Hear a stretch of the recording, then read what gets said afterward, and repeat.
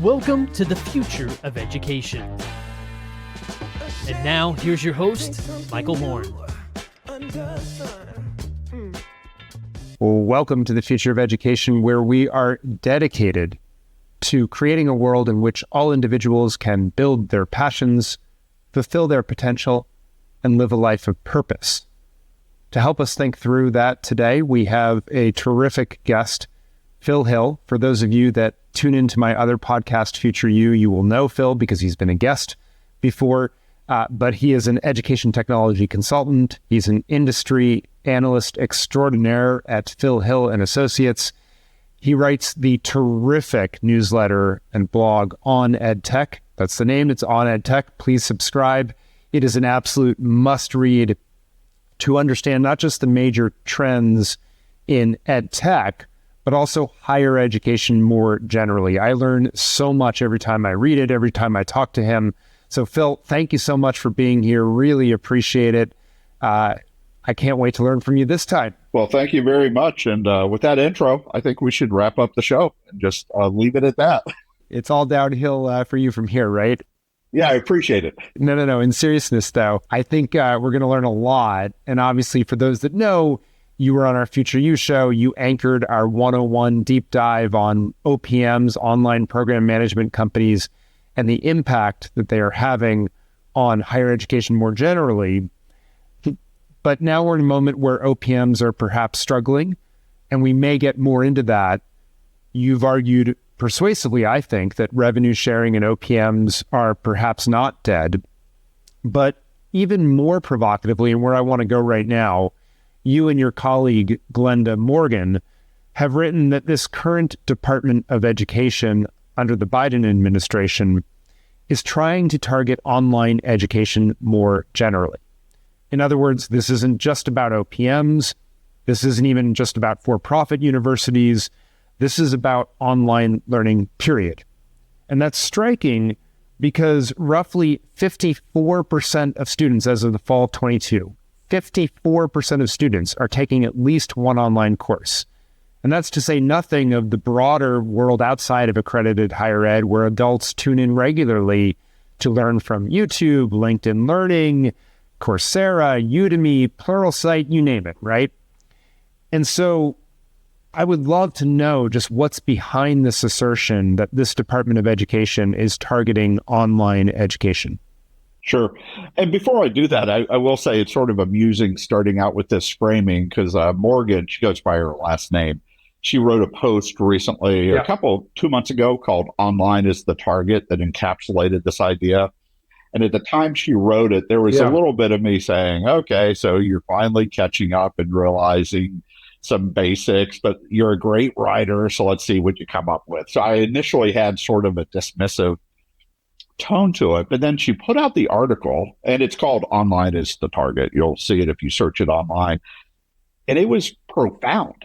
It sometimes I get so deep in the weeds and finding out what's happening that her post really helped me step back and say, wow, this really is completely obvious that the regulatory activity is not just saying online education at nonprofit institutions getting hit as unintended consequences, but it actually is the target itself. And what we're seeing this year is making it crystal clear. So I love talking about that because I think it's so significant. It affects so much more than the OPM market. It obviously goes well past the for-profit industry.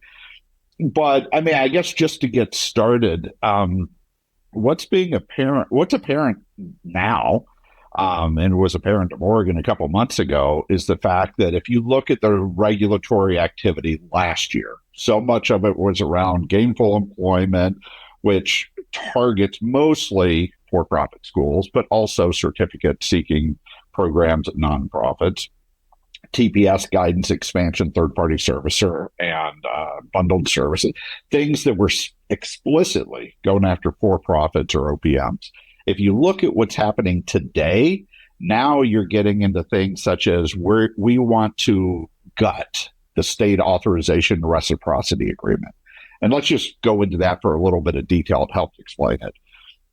Think of it as a driver's license, that imagine if you had to drive across country, and you needed to make sure that if you're going the route that I'm about to go, by the way, I need to I have a driver's license from Arizona, but I also have to have permission to drive in Nebraska and Kentucky and elsewhere. Well, it would be very painful, and it would really prevent mobility and the ability to actually drive around the country freely.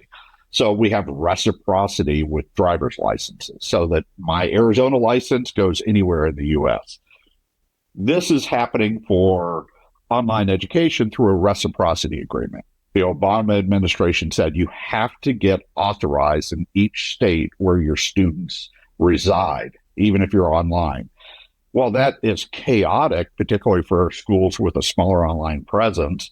The reciprocity agreement was an agreement between states that made it realistic for online programs to actually do that. The Southern New Hampshires that, have hundreds of thousands of students, trust me, they have an army of compliance officers. They're getting authorized. They're following it. But your everyday university that has a few online things, they're the ones who really need reciprocity. Well, we have an agreement, and it's really helping in the market. The current set of negotiated rulemaking that's happening right now, the Department of Ed very clearly wants to gut the reciprocity agreements and say, no, you have to go back to the way we were before and actually get authorized in every single state.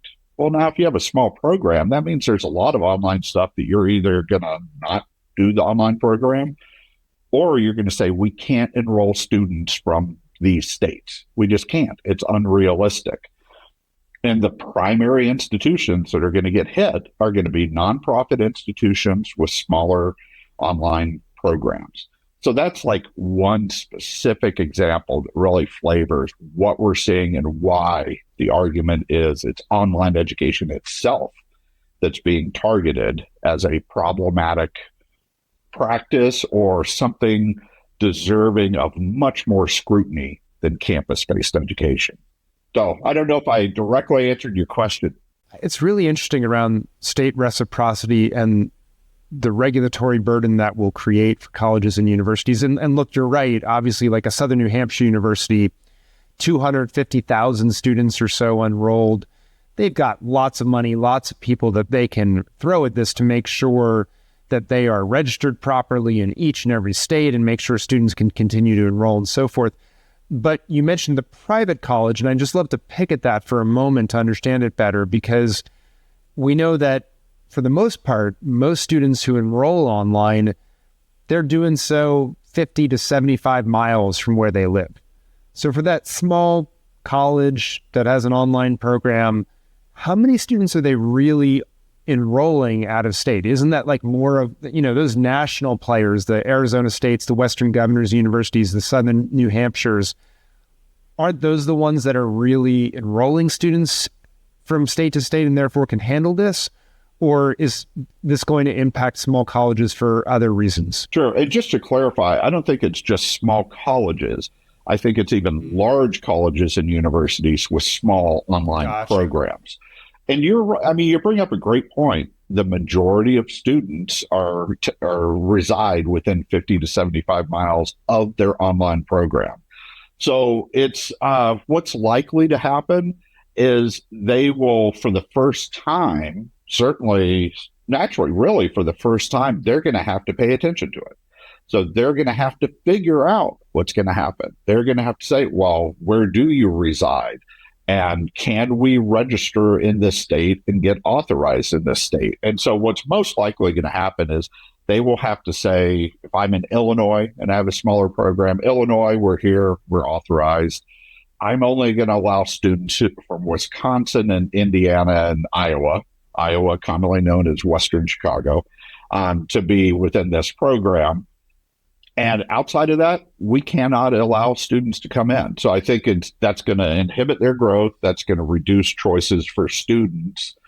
And it's probably also going to add costs because you have bureaucratic burden. So it'll be more difficult to create new online programs. That's my guess of what the impact will be.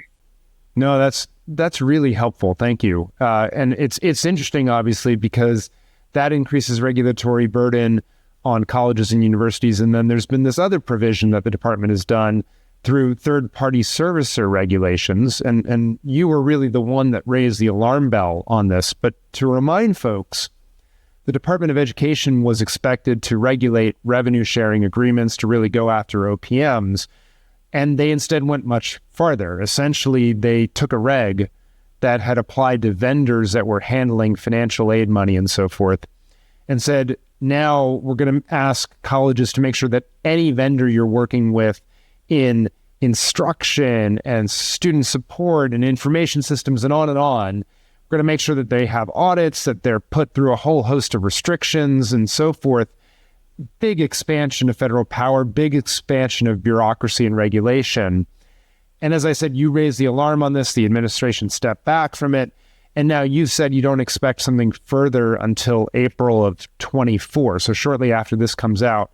I'm just curious, is this still your point of view, and what do you expect them to do? Well, I've changed my mind on the projections of where it is, but just to step back, one thing I would say that's a little bit different there is there was a clear target in that case. That was very much crafted as a mechanism for the Department of Ed to regulate the OPM companies, particularly or mostly those who do rev share agreements.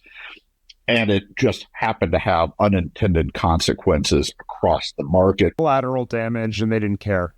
Well, yeah, they didn't care, but how deliberate was that? Because when you say regulatory burden, it's not just like, okay, we have regulations, you have to go through a lot of pain. There's a power dynamic involved.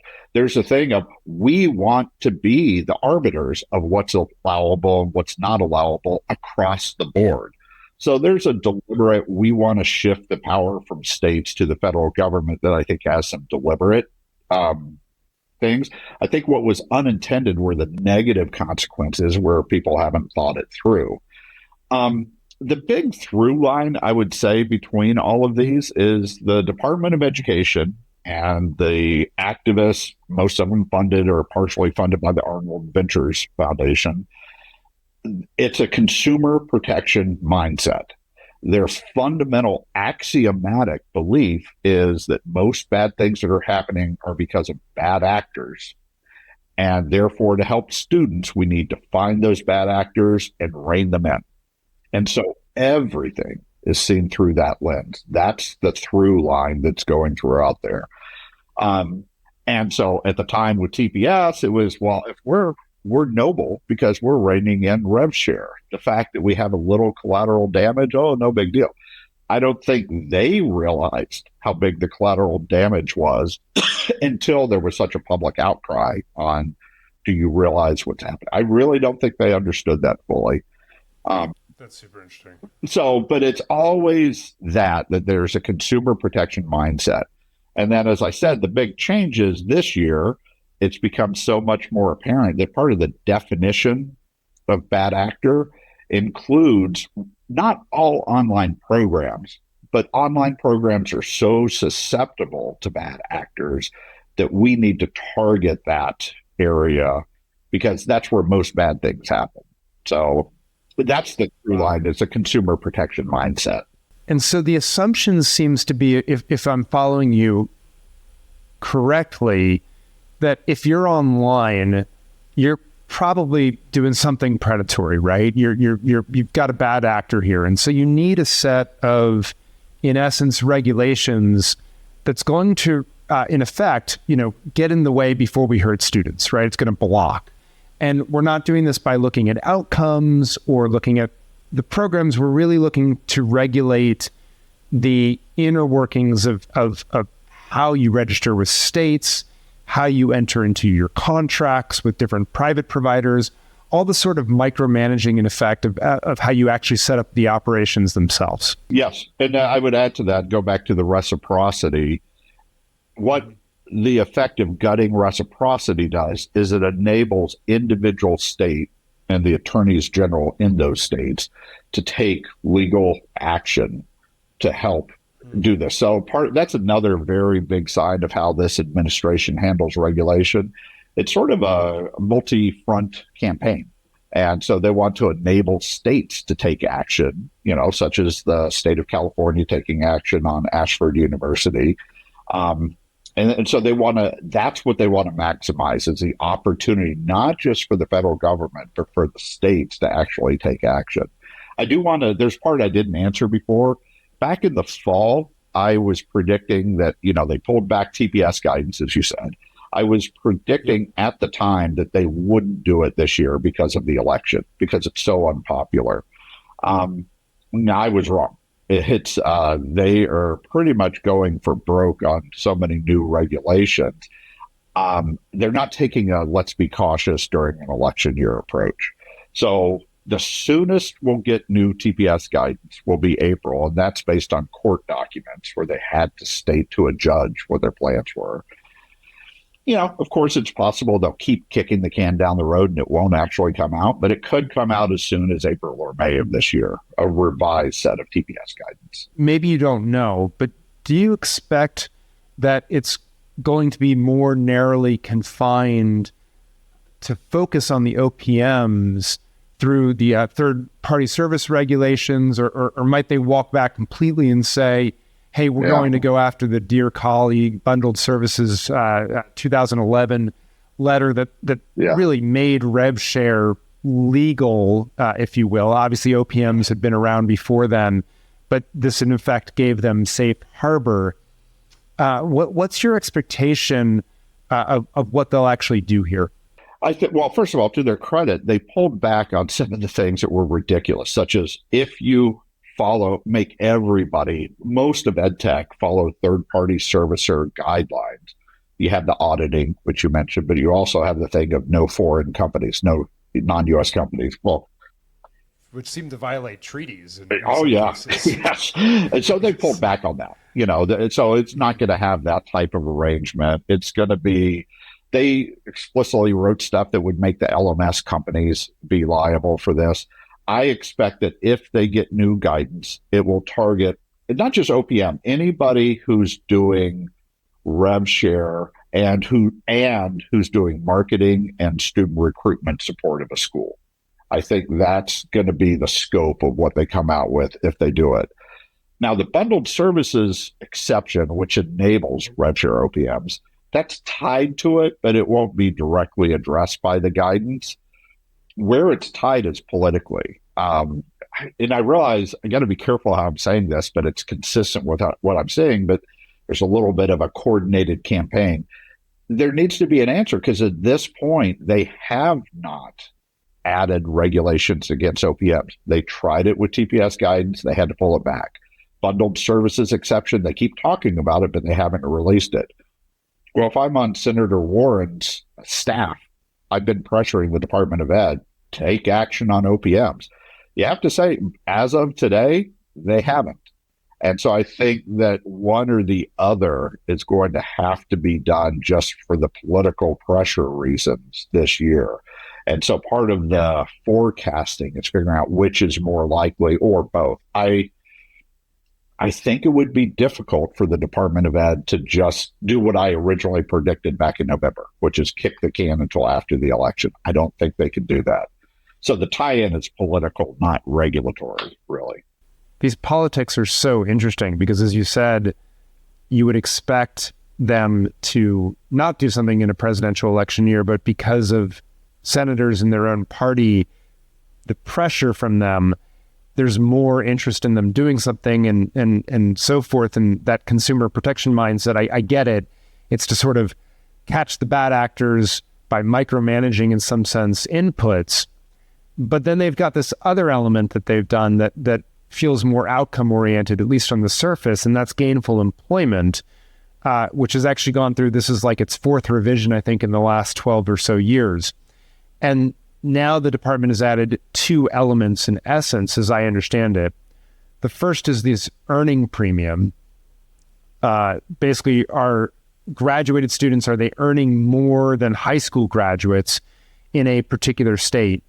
And then they have the FVT, the financial value transparency, which, again, as I understand it, applies to all programs, regardless of tax status or type.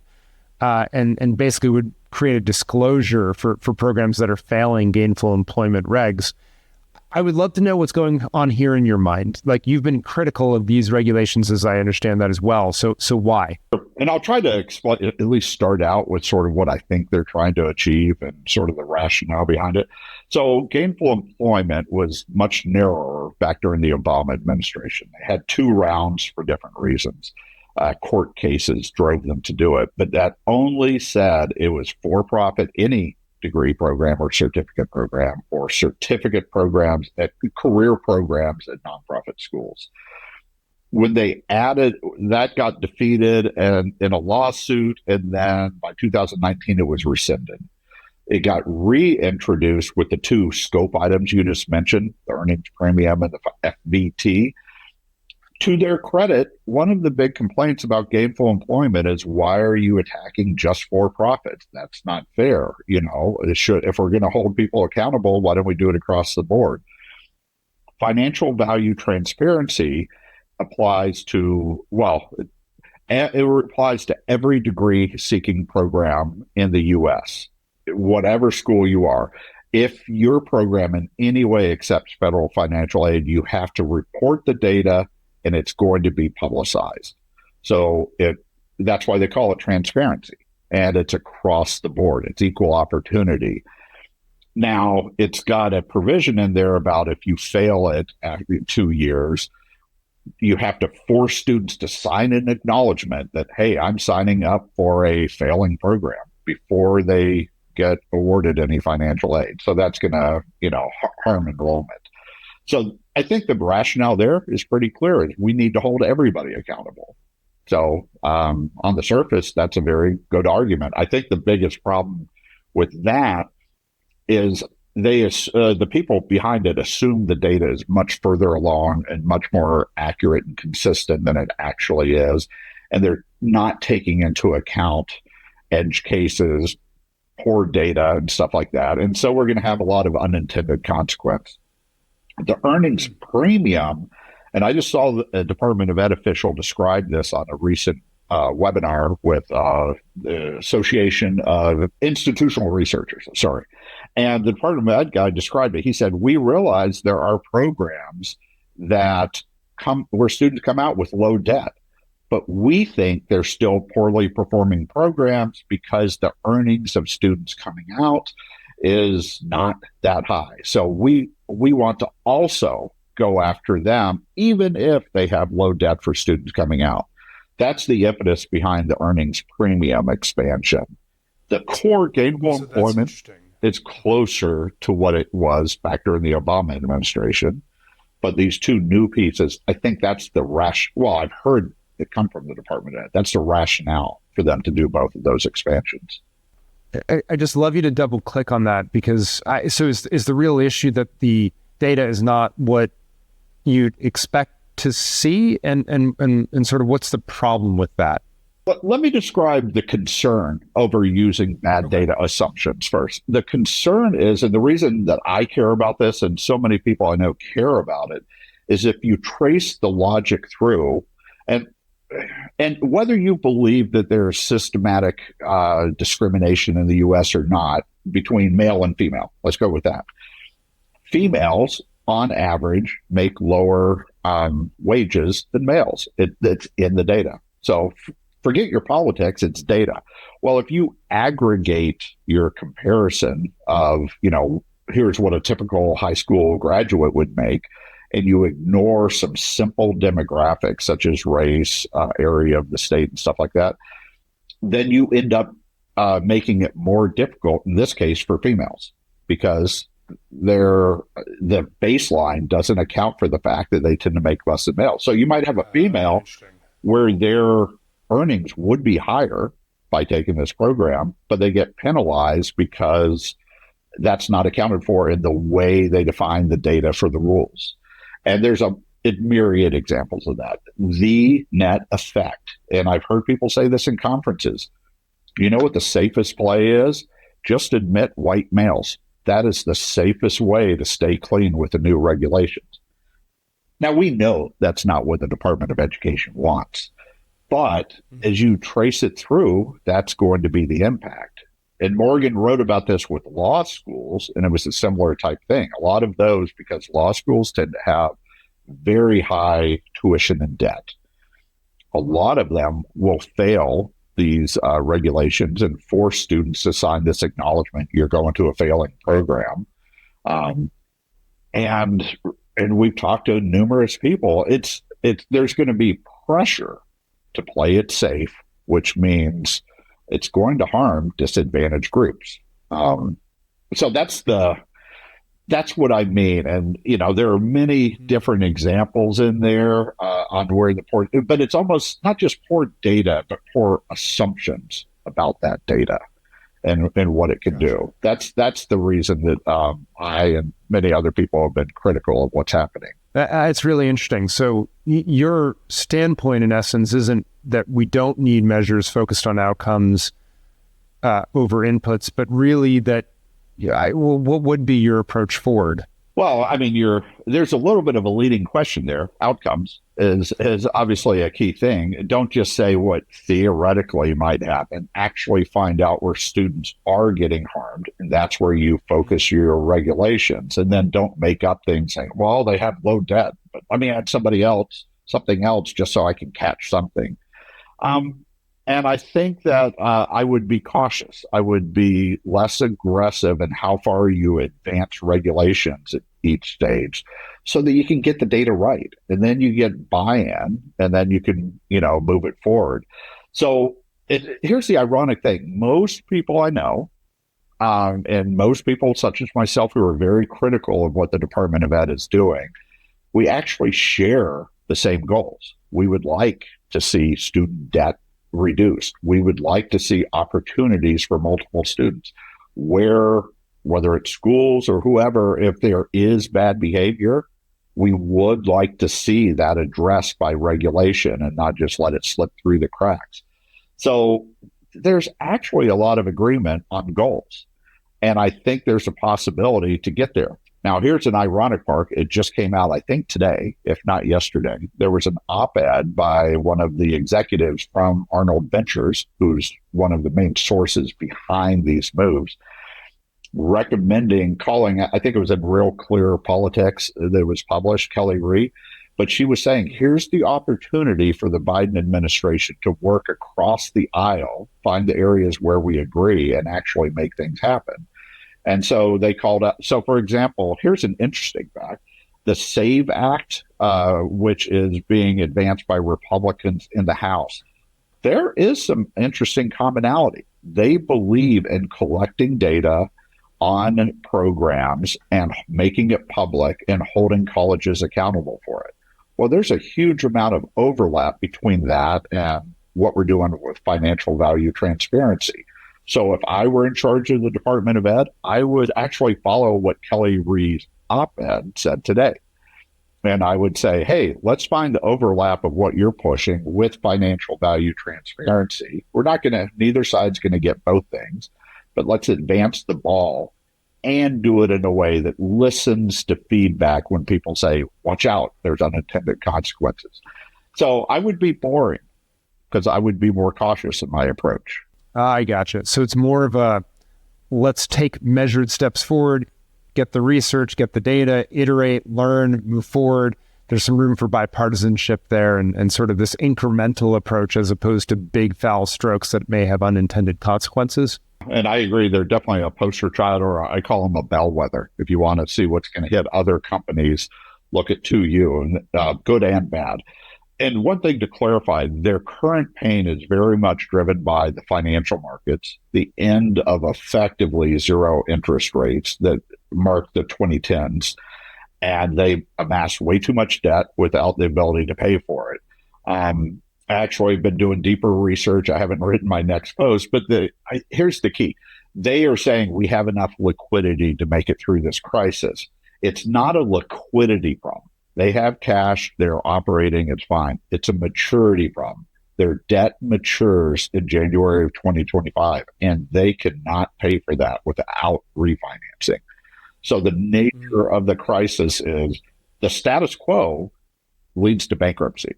Now, bankruptcy doesn't mean out of business, we can't support programs. We saw this with Cengage, a decade ago when they went bankrupt. It was longer than that. Bankruptcy means we're going to restructure. We're going to have to work with debt holders, see how much they get. It's going to be a multi-year legal process, and it's part of a turnaround. Now, what 2U wants to do is say, no, we want to actually refinance that debt fairly soon so that the crisis is over. The problem is it's a very difficult market to do that in because of interest rates and multiple reasons.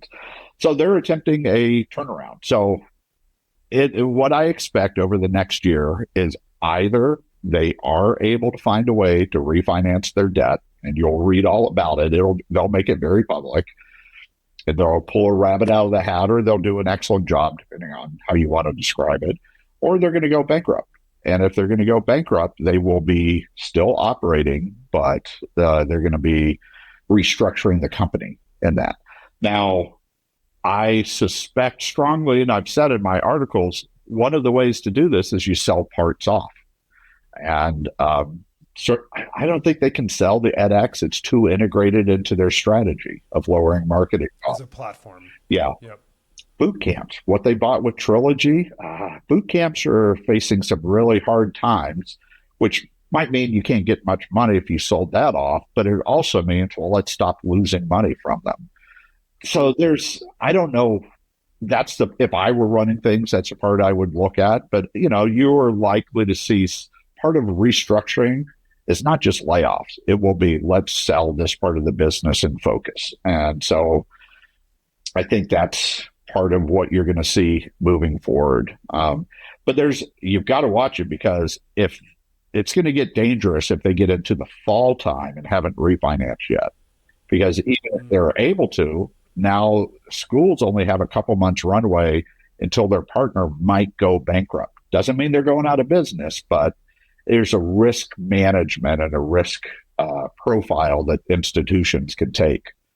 So that's the thing to watch this year: refinance or bankruptcy. And then the big question, either way, how does that impact how well they are working with schools? And so the question then wouldn't be for me.